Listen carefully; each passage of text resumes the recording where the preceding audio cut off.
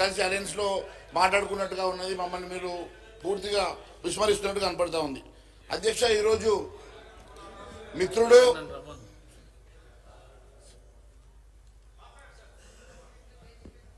శాసనసభ్యులు మంత్రివర్యులు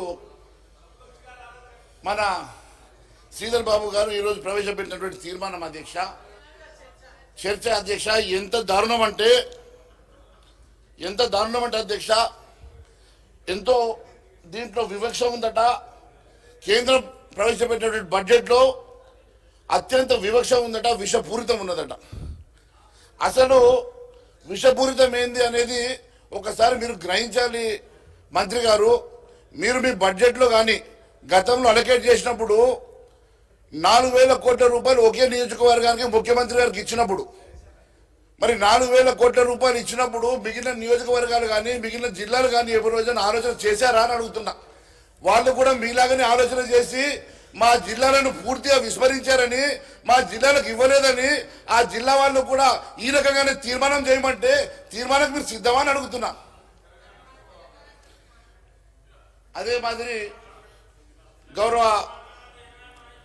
గౌరవ మంత్రి గారు మాట్లాడుతూ, నిన్న ముఖ్యమంత్రి గారు మాట్లాడుతూ, నిన్న కూడా చాలా దారుణంగా మా ఎమ్మెల్యేలని ఎంపీలని వారితో పాటు మా ఇద్దరు మంత్రుల్ని ఇష్టానుసారంగా కామెంట్ చేయడమే కాకుండా ఒక విషం చల్లేటువంటి కార్యక్రమాన్ని చేపట్టారు అధ్యక్ష. కేవలం మేము ప్రధాన ప్రతిపక్షంగా ఈరోజు ఈ రాష్ట్ర ప్రభుత్వానికి సమానంగా 8 మంది ఎంపీలను గెలుచుకునేసరికి పాపం ముఖ్యమంత్రి గారు ఇబ్బందులు పడి ఎక్కడైనా కుర్చీకి ఎసరు వస్తుందో, ఎక్కడ ఆయన పదవి పోతుందో అని చెప్పి భయపడి ఏదో ఒక రకంగా మమ్మల్ని ఇబ్బంది పెట్టాలని చెప్పి ఈరోజు ఈ రకంగా తీర్మానం ప్రవేశపెట్టడం ఎంతవరకు సమంజసమని అధ్యక్ష నేను అడుగుతా ఉన్నాను. అధ్యక్ష, ఒకటే అడుగుతా ఉన్నాను అధ్యక్ష, కేంద్ర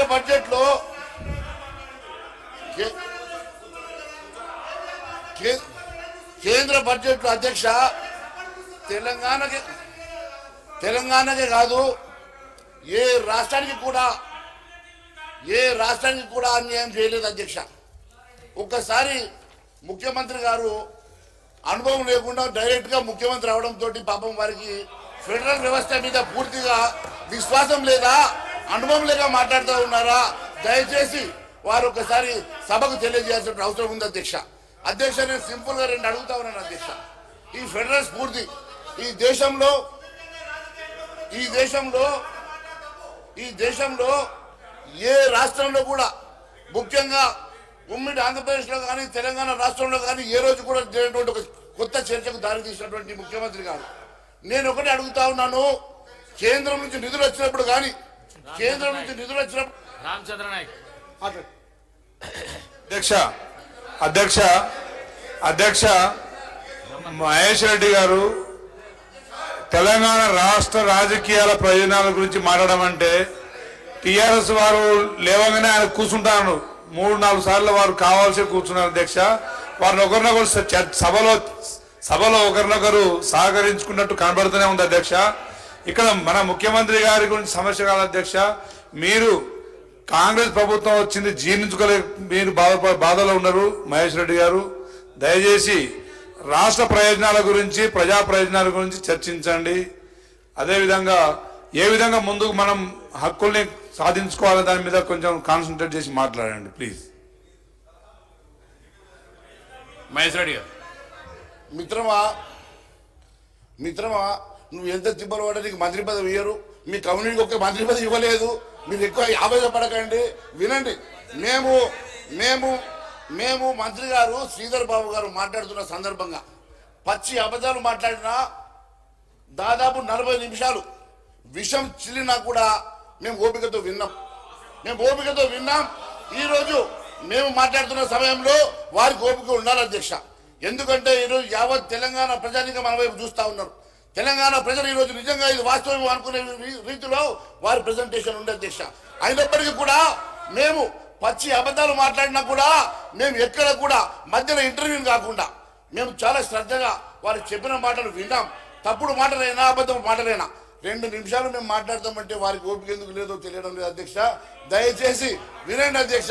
మీరు బాగానే ఉన్నారు కానీ వెనకకెళ్ళి ఎందుకు మరి సౌండ్ బాగా పడతా ఉన్నాయి కొంచెం. నేను ఒకటే అడుగుతా ఉన్నాను అధ్యక్ష, ఏపీ బీహార్కి నిధులు ఇచ్చారని కదా అధ్యక్ష వీళ్ళకు బాధ. నేను ఒకటే విషయం తెలియజేస్తా ఉన్నాను అధ్యక్ష, వారికి స్పెషల్ స్టేటస్ ఇవ్వమని చెప్పి ఆ రోజు గౌరవ ముఖ్యమంత్రి గారు కూడా చెప్పారు, ఆంధ్రాకి స్పెషల్ స్టేటస్ ఇవ్వమని. గౌరవ కేసీఆర్ కూడా చెప్పారు, ఆంధ్రాకి స్పెషల్ స్టేటస్ ఇస్తాం, మాకేం అభ్యంతరం లేదని. నేను ఒకటే అడుగుతా ఉన్నాను, నిజంగా ఆంధ్రప్రదేశ్కి స్పెషల్ స్టేటస్ వచ్చుంటే ఈరోజు ఇక్కడ ఒక్క ఫ్యాక్టరీ అని ఉంటుండే అధ్యక్ష. వారిచ్చే స్పెషల్ స్టేటస్ కి, వారిచ్చేటువంటి ట్యాక్స్ ఎగ్జామ్షన్స్ కి ఈ రాష్ట్రం ఎడారిగా మారుతుండే అధ్యక్ష. ఈ రాష్ట్రం ఎడారిగా మారుతా ఉండే. కానీ ఈరోజు కేవలం 15,000 కోట్ల రూపాయలు వారికి ఇచ్చినందుకు స్పెసిఫిక్ గా 15,000 కోట్లు ఇచ్చిండ్రు, 15,000 కోట్లు ఇచ్చిండ్రు అని చెప్పి మా శ్రీధర్ బాబు గారు చెప్తా ఉన్నారు కదా. మరి ఈ రాష్ట్రంలో 80,000 కోట్ల రూపాయలు ఆన్ గోయింగ్ ప్రాజెక్ట్స్ నడుస్తా ఉన్నాయి. 9,50,000 కోట్ల రూపాయలు గత 10 సంవత్సరాలు ఇచ్చినటువంటి సందర్భం ఉన్నది. మరి దాని గురించి మాట్లాడారు అధ్యక్ష. మొన్న వెళ్ళి మంత్రి గారు గడ్కరీ గారు ఇచ్చినటువంటి నిధులు బ్రహ్మాండంగా మేము వెళ్తే మాకు శాంక్షన్ ఇచ్చారని చెప్పి గొప్పలు చెప్పారు కదా మంత్రి గారు. మొన్న అదే మాదిరిగా సివిల్ సప్లైస్ మంత్రి కలిసి వచ్చారు. అదే మాదిరిగా వాళ్ళు కేంద్ర మంత్రుల్ని, ప్రధానమంత్రిని కలిసి మరి బ్రహ్మాండంగా మాకు టైం ఇచ్చారు, బ్రహ్మాండంగా మా అడిగిన పనులు చేశారని చెప్పినటువంటి వీళ్ళకి ఈరోజు కేవలం ఆంధ్రప్రదేశ్ 15,000 కోట్లు ఇస్తే మాకు ఇవ్వలేదని అక్కసుతో మాట్లాడుతున్నటువంటి మరి ఈ పరిస్థితి మంచిది కాదు అధ్యక్ష.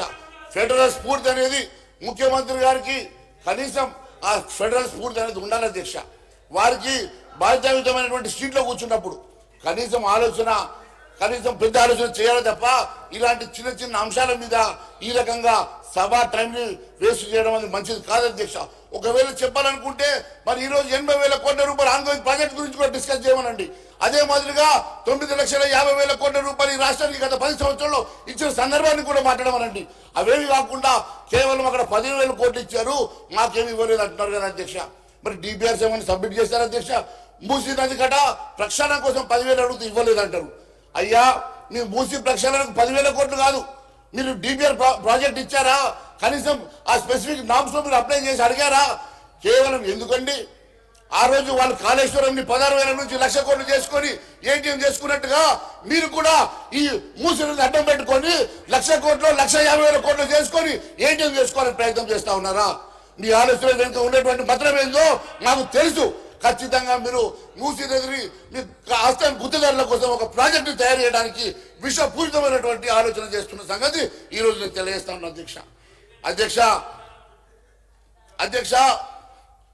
కేంద్ర బడ్జెట్ వ్యతిరేకంగా ఈరోజు మరి ఈ రకమైనటువంటి అసెంబ్లీ తీర్మానం చేయడం వెనుక మరి మతలబ్ ఏందో తెలియాల్సిన అవసరం ఉంది అధ్యక్ష. ఈ కాంగ్రెస్ పార్టీ మతలబ్ ఏంది? రేపు తెలంగాణ బడ్జెట్ లో మాకు కూడా అన్యాయం జరిగిందని చెప్పి రేపు వేరే జిల్లాలో, తెలంగాణ రాష్ట్రంలో వేరే జిల్లాలో కూడా ఇదే తీర్మానం అడుగుతారు. ఏ రకంగా మీరు రేవంత్ రెడ్డి గారి నియోజకవర్గానికి 4,000 కోట్లు ఇచ్చారు, మా నియోజకవర్గం ఎందుకు 4,000 కోట్లు ఇవ్వలేదని చెప్పి మేము కూడా తీర్మానం అడిగితే పెడతారా? ఈ రకంగా వెనుకబడినటువంటి హైదరాబాద్ జిల్లాకు అన్యాయం చేస్తున్నారని చెప్పి రేపు హైదరాబాద్ జిల్లా నుంచి కూడా ఇలాంటి ఆలోచన వచ్చినప్పుడు అక్కడ ప్రజలు మరి ఈ అంశాన్ని మరి మా మీద ప్రెజర్ పెట్టినప్పుడు మేము కూడా మరి తీర్మానం అడిగితే పెడతారా? ఒకసారి అడగాల్సిందిగా మీ ద్వారా అడుగుతున్నాను అధ్యక్ష. కేంద్రంలో ఇదంతా కూడా దీని వెనుక ఉన్నటువంటి అసలు రాష్ట్రం నేను చెప్తాను అధ్యక్ష. దీని వెనుక ఉన్నటువంటి అసలు రాష్ట్రం నేను చెప్తాను అధ్యక్ష.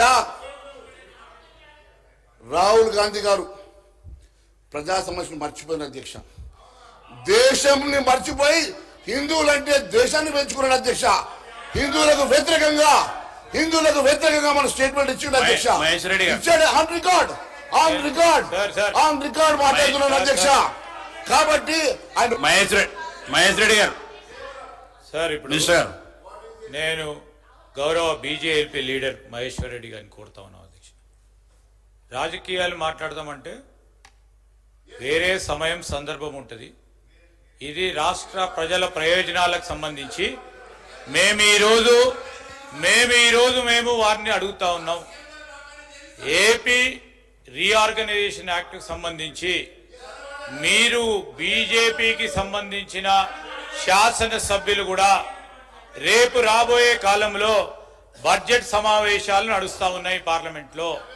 దాన్ని సవరణ చేయడానికి మీ సహకారము, మీ చేయూత, ఈ రాష్ట్ర ప్రజానికానికి సంబంధించిన ప్రయోజనాల విషయంలో మీరు మాతో నడుస్తారా లేదా?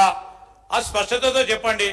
రాహుల్ గాంధీ గారి గురించి, లేకుంటే మేము మోడీ గారి గురించి మాట్లాడాలన్నా, లేకుంటే మీరు ఇతర నాయకుల గురించి మాట్లాడదాం అంటే వేరే చర్చ పెట్టండి సార్. ఇది this subject is not regarding that please. ఆయన ఎందుకంటే వారు కూడా శాసనసభ్యులు, బీజేపీ నాయకులు. మేము అడుగుతా ఉన్నాం, మేమేం కమెంట్ చేయలేదే, మేమేం మిమ్మల్ని క్రిటిసైజ్ చేయలేదే, మోడీ గారిని క్రిటిసైజ్ చేయలేదే, మేమేం డైరీగా ఇండివిజువల్ క్రిటిసైజ్ చేయలేదే. మేము ఈరోజు రాష్ట్రానికి జరుగుతా ఉన్న అన్యాయాన్ని, నష్టాన్ని ఈరోజు మళ్ళా సమయం ఉంది మనకు, మనం అందరం కలుసుకొని ఈరోజు కేంద్ర ప్రభుత్వానికి మనం అందరం పోయి చెప్తామని చెప్పాము. అది కూడా అర్థం చేసుకోకుండా ఈరోజు ప్లాట్ఫామ్గా ఉపయోగించుకొని ఈరోజు రాహుల్ గాంధీ గారు ఏమైనా మీనింగ్ ఉందా సార్ దాంట్లో? రాహుల్ గాంధీ గురించి మాట్లాడు. మహేశ్వర్ రెడ్డి గారు, ఓన్లీ సబ్జెక్ట్ మాత్రమే మాట్లాడండి. ఎందుకంటే సభలో లేనటువంటి నాయకుల గురించి ప్రస్తావించకండి దయచేసి. ఇది సభలో లేని అంశం. అందుకనే ఈ రోజు మన తీర్మానమే అటువంటి తీర్మానం. ఈ రాష్ట్ర ప్రయోజనాల మీద చర్చ జరుగుతున్న సందర్భంలో కేవలం ఈ రాష్ట్రానికి రావాల్సినటువంటి మనం రాబట్టుకోవడానికి చేసిన ప్రయత్నంలో మీరు ఆ సబ్జెక్టుని అంకితమైతే బాగుంది. బ్రహ్మాండమైన సూచనలు చేశారు స్పీకర్ గారు. కానీ గతంలో కూడా వారు మాట్లాడినటువంటి అంశాలను కూడా మీరు పరిగణలోకి తీసుకోండి. వారు ఏమేమి అంశాలు మాట్లాడారు, ఏమేమి అంశాలు, ఏ రకంగా విషం జిమ్మి తెలంగాణ ప్రజానీకానికి ఏ రకంగా తప్పుడు సమాచారం ఇచ్చే ప్రయత్నం చేశారు, దానికి క్లారిఫికేషన్ ఇవ్వాల్సిన బాధ్యత.